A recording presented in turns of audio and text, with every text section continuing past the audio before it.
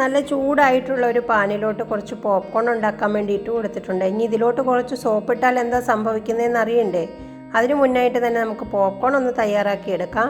ഇതൊന്ന് പാനൊന്ന് അടച്ചു വെച്ചതിന് ശേഷം 2-3 മിനിറ്റ് സമയം മീഡിയം ലോ ഫ്ലെയിമിൽ ഇട്ട് വെച്ചിട്ടുണ്ടെങ്കിൽ ഈ പാൻ നിറച്ച് നമുക്ക് നല്ല ക്രിസ്പി ആയിട്ടുള്ള പോപ്കോൺ തയ്യാറാക്കി കിട്ടുന്നതായിരിക്കും.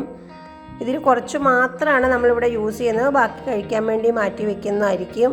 ഇനി കുറച്ചൊരു പ്ലേറ്റിലോട്ട് ഇട്ടതിന് ശേഷം ഇതുപോലെ ഒരു സോപ്പിൻ്റെ കഷ്ണം ഉണ്ടല്ലോ, അത് ഒന്ന് ഗ്രേറ്റ് ചെയ്തിടാം. ഇതിപ്പോൾ വാഷിംഗ് സോപ്പ് ആണെങ്കിലും ബാത്ത് സോപ്പ് ആയാലും മതി. അതിനുശേഷം ഒരു 1.5 ടീസ്പൂൺ ബേക്കിംഗ് പൗഡർ കൂടി നമുക്ക് ഇതിലോട്ടൊന്ന് ഇട്ടതിന് ശേഷം നന്നായിട്ടൊന്ന് മിക്സ് ചെയ്തിട്ട് ഏതെങ്കിലും പഴയ പാത്രങ്ങളിലോ അല്ലെങ്കിൽ പേപ്പർ പ്ലേറ്റിലോ ഒക്കെ ആയിട്ട് പല്ലിയുടെയോ പാറ്റയുടെയോ ശല്യമുള്ളിടത്തൊക്കെ വെച്ചിട്ടുണ്ടെങ്കിൽ അവരൊക്കെ നാട് വിട്ട് പോകുന്നതായിരിക്കും. അപ്പോൾ എൻ്റെ നോർത്ത് ഇന്ത്യൻ ഫ്രണ്ട് പറഞ്ഞു തന്ന ഈ ട്രിക്ക് എല്ലാവർക്കും യൂസ്ഫുൾ ആവുമെന്ന് വിശ്വസിക്കുന്നു. ട്രൈ ചെയ്യണേ.